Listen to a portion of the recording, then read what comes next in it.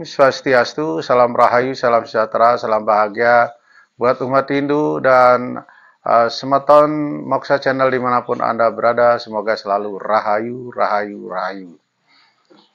Ya, semoga kita selalu dalam keadaan baik dalam lindungan Ida Sang Yang Widi Tuhan Yang Maha Esa ya. Nah, mari kita saksikan sebuah video di mana video ini ya coba aja Anda perhatikan bagaimana video ini ya.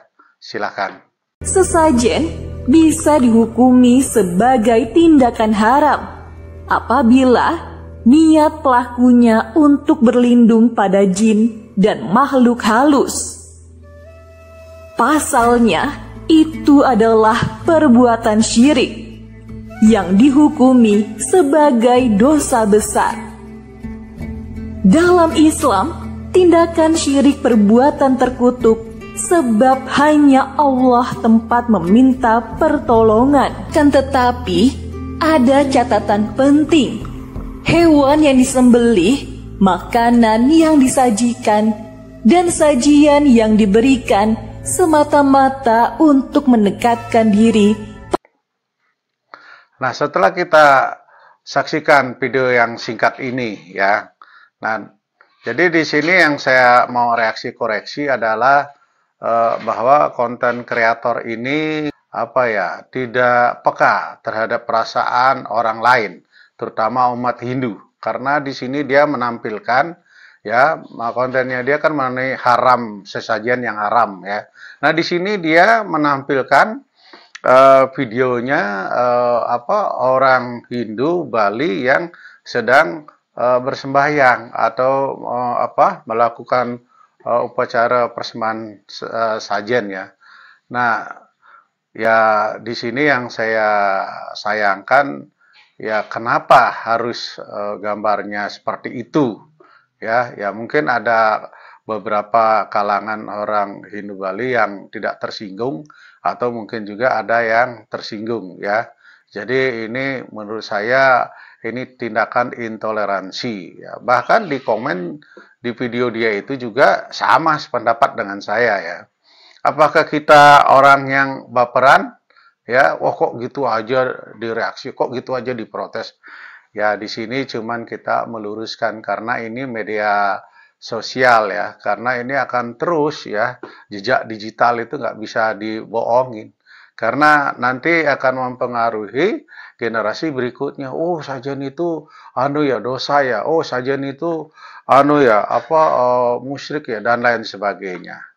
Ya. Nah, di sini banyak sekali orang-orang yang salah paham, salah pengertian terhadap sesaji atau sesajen yang di Bali disebut bebantenan ya. Ini banyak sekali khususnya non-Hindu ya. Ya mereka mereka-reka ya, mereka menganggap itu adalah sebuah perbuatan yang dosa, sebuah perbuatan yang bersekutu dengan setan dan lain sebagainya ya. Nah, itu bagi orang yang tidak paham, yang tidak mengerti. Harusnya kan bertanya kepada pihak-pihak yang mengerti tentang sesajen ya. Jadi tidak akan salah paham ya. Selain umat Hindu khususnya di Nusantara ini yang melaksanakan persembahan sesajen ya, memang dari zaman dulu juga nenek moyang kita juga sudah melakukan ya. Nah, di sini saya sering ditanya, sesajen itu ada dalilnya nggak? Ada hukumnya nggak? Ada ayatnya nggak? Ada slokannya nggak? Saya bilang ada ya. Jadi persembahan-persembahan di dalam agama Hindu ya, ada dasarnya, yaitu ada di beberapa sastra khususnya di Bhagavad Gita ya. Di Bhagavad Gita ini saya ada beberapa versi Bhagavad Gita. Jadi di sini adalah semua menyatakan bahwa persembahan sesajen itu adalah dasarnya adalah rasa bakti kita kepada Tuhan ya. Di dalam agama ini kan ada 3 kerangka agama Hindu, yaitu filsafat, etika, susila ya. Jadi di sini adalah ada filsafatnya, ya, ada upacaranya, etikanya, eh, ada filsafatnya, terus ada upakaranya, upacaranya, ritualnya, dan ada etika, ya, budi pekerti, ya, karakter, ya. Jadi dasarnya adalah tiga kerangka agama Hindu. Nah, di dalam Bhagavad Gita juga sudah dijelaskan, ya, di dalam Sloka 26, ya, di sini disebutkan adalah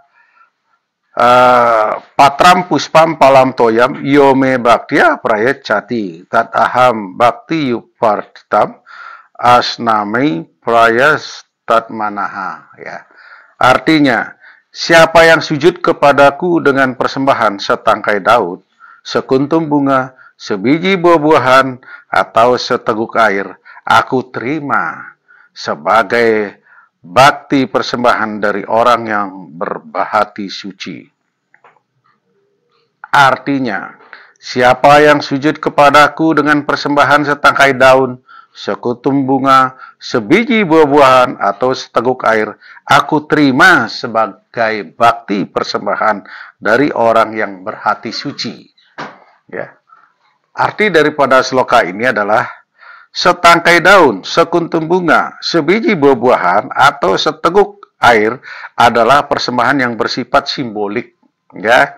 Yang senantiasa adalah artinya berhati suci, pikiran selalu terpusatkan, jiwa dalam keseimbangan, tertuju kepadanya. Karena itu, Bhagavad Gita tidak menolak jalan yang ditempuh orang seperti tercantum dalam sloka di atas ini untuk memuja Tuhan, yaitu Brahman. Ya, jadi dasarnya adalah bab 9 sloka 26, ya, patram puspam palam toyam ini, ya.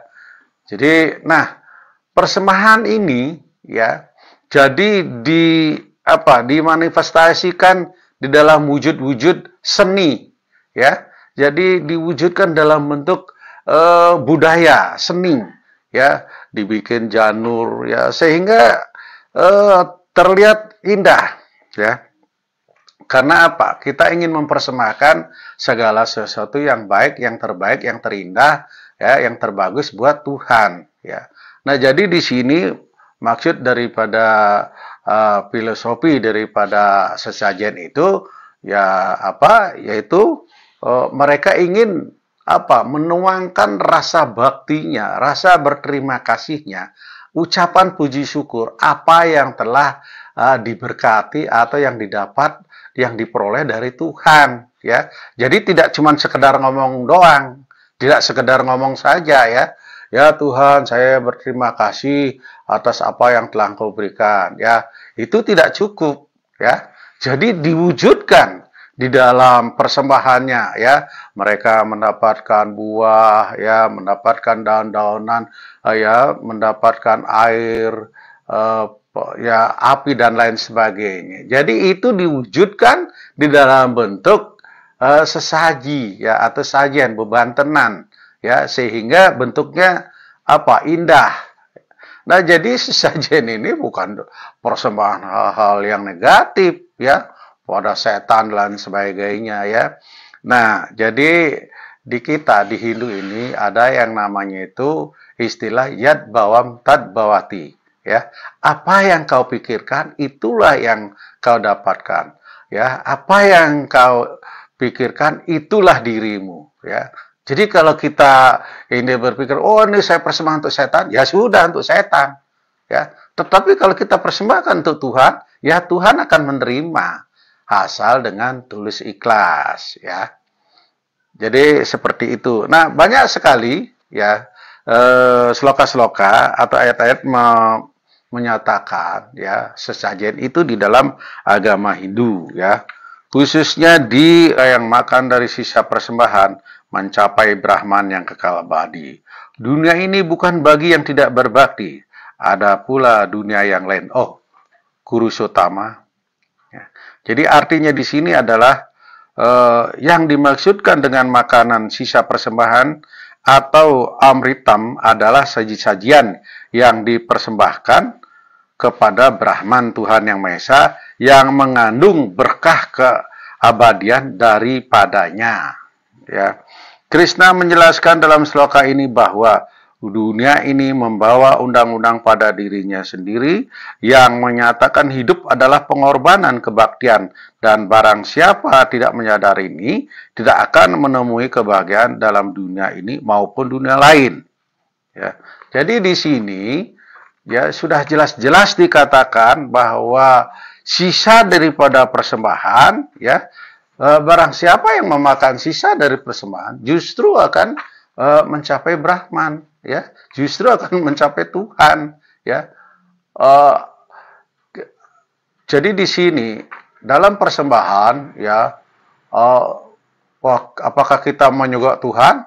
Tentu tidak, karena kan ya semuanya kan ciptaan Tuhan. Tidak, Tuhan itu tidak perlu, sebetulnya itu tidak perlu persembahan-persembahan apa buah-buahan, ya, air dan lain sebagainya, ya. Sebetulnya itu tidak perlu karena Tuhan sendiri adalah yang menciptakan, ya. Ya, apakah Tuhan perlu buah? Apakah Tuhan perlu daun? Apakah Tuhan perlu air? Ya tentu tidak, karena kan itu Tuhan yang menciptakan. Tetapi di sini Tuhan hanya menguji rasa bakti kita sebagai ciptaannya, sebagai umatnya. Ya, di sini beliau hanya menguji seberapa besar pengorbanan kita, seberapa besar rasa bakti kita. Ya, itu yang dimaksudkan di dalam sloka ini. Ya, nah selain itu ada di dalam bab 3, yaitu bab 3 sloka 13, ya. Di dalam ini terjemahannya itu, yang baik makan setelah upacara bakti akan terlepas dari segala dosa. Tetapi menyediakan makanan lezat hanya bagi sendiri, mereka ini sesungguhnya makan dosa. Ya, jadi sudah jelas ya. Kalau kita tidak mempersembahkan atau ini berdoa sebelum makan, atau kita mempersembahkan sesuatu persembahan kepada Tuhan, Brahman, itu sama saja kita memakan dosa, ya. Nah, di sini justru kalau kita tidak melakukan persembahan di dalam agama ini itu justru melakukan dosa, ya. Jadi justru melakukan dosa. Ya, ini menurut perspektif agama Hindu. Ya, tujuan daripada sesaji itu, bebanten itu adalah justru kita ingin menunjukkan rasa bakti kita kepada Tuhan. Kita persembahkan apa yang kita terima, kita persembahkan lagi kepada beliau. Ya, jangan kita diberi, terus kita nggak ngucapin puji syukur, nggak ngucapin terima kasih. Itu sama saja kita maling, ya. Itu namanya pencuri, ya. Kita melakukan perbuatan dosa, ya. Jadi di sini banyak sekali ya sloka-sloka tentang yang menguatkan tentang sesaji atau sajen, ya. Jadi di dalam agama Hindu ini tidak sembarangan sesajen itu, ya. Ya. Makanya mereka itu berapapun biaya mereka akan lakukan karena ingin menunjukkan rasa baktinya, ya, rasa bersyukurnya, tidak dengan ngomong saja, ya. Ya Tuhan, saya bersyukur. Ya Tuhan, saya berterima kasih. Tetapi di dalam agama Hindu harus ditunjukkan dengan tindakan persembahan. Dan Tuhan sendiri tidak perlu persembahan itu karena Tuhan yang menciptakan semua alam semesta dan beserta isinya. Ya, kita hanya dituntut untuk menunjukkan rasa bakti kita. Ini konsep daripada agama Hindu. Ya. Jadi masing-masing tuh punya perspektif, punya konsep. Jadi kita nggak bisa oh kok begitu ya, oh itu jelek tuh, oh ini dan lain sebagainya. Ya, jadi di dalam agama ini juga diajarkan untuk berbagi, ya. Kan ada namanya itu trihita karana, ya. Jadi hubungan hubungan vertikal ke atas dengan Tuhan Yang Maha Esa, ya. yaitu yang seperti tadi kita mempersembahkan persembahan-persembahan untuk menunjukkan rasa bakti kita kepada Tuhan.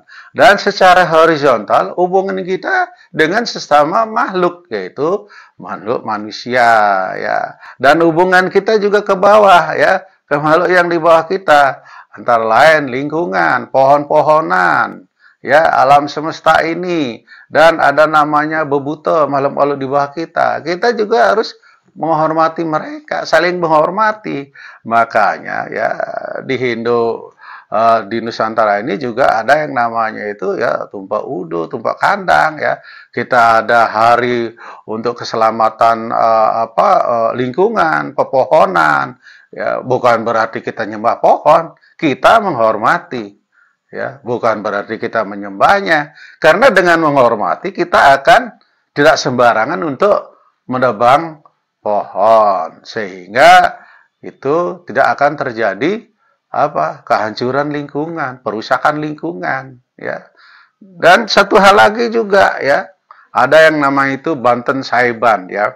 Jadi setelah masak, ya, disisain sedikit-sedikit apa yang kita masak, nasi sedikit, ya, ditaruh di daun, ya, nanti ditaruh di tempat yang penting-penting, misalnya di tempat sembahyang, sebagai ucapan terima kasih kepada para dewa, ya, yang di atas pada Tuhan, terima kasih kepada di dapur kepada Dewa Brahma, di tempat air kepada Dewa Wisnu, ya, dan lain sebagainya.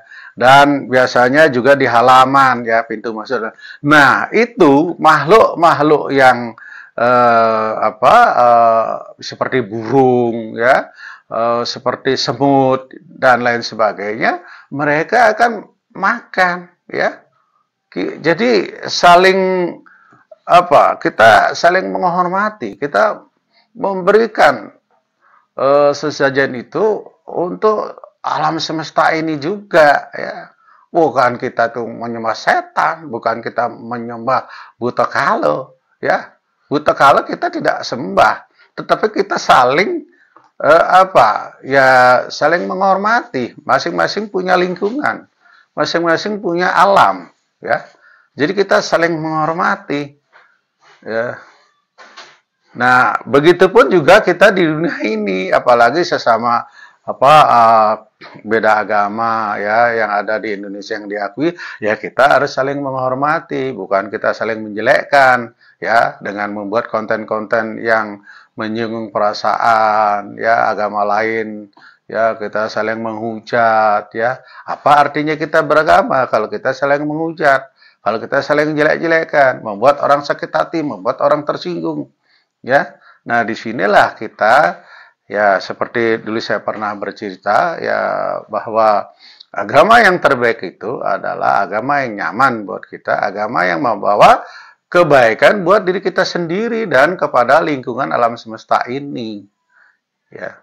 Ya, jadi sekian dan terima kasih, semoga bermanfaat. Saya Wayan Amaludin, Moksha Channel. Om Santi Santi Santi Om.